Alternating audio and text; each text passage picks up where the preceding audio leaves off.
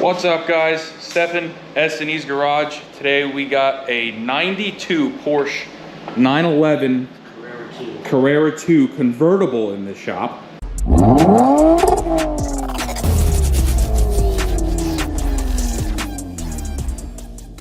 This is actually my father-in-law Chris's car, and this thing's been sitting for about a year. He had a problem with the shifter. One of the ball joints on the shifter actually failed, and he got it stuck in, what was it, Chris, second or third gear? In second gear. And he had to limp it home about 5 miles in second gear, so it was quite a trip. But it's been about a year since that happened, and he finally got the parts to fix that. So he got that fixed, and now we're having an issue with the brakes. One of his calipers seems to be sticking, so we're gonna go ahead and see if we can't get this figured out for him.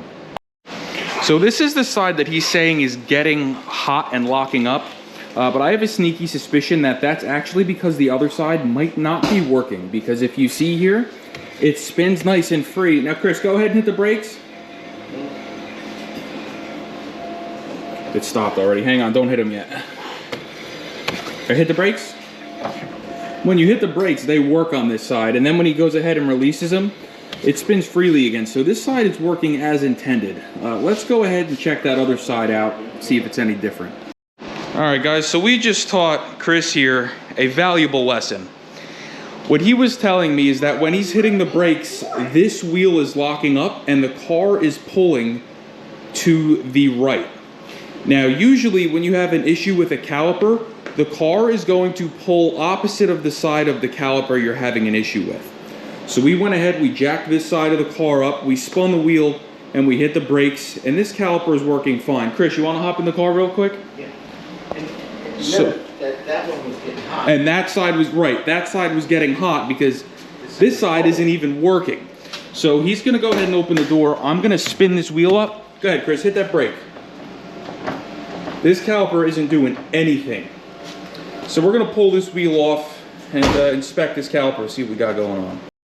All right, guys, so here's where we're at. I'm gonna go ahead and open this bleeder here. There's 2 bleeders because this is a fixed caliper, so it's 4 pistons, but either bleeder should have fluid at all times when you hit the brakes. Chris, go ahead and hit the brakes. We are getting no fluid at all to this caliper. So we're gonna start with the easiest thing first. And we're going to replace this brake hose. Now, nobody locally has one, so we went ahead and ordered 2 of them on Rock Auto. They're surprisingly cheap. And we're going to go ahead and replace them both. That way, both front hoses are done, and we don't have to worry about the same thing happening on this side.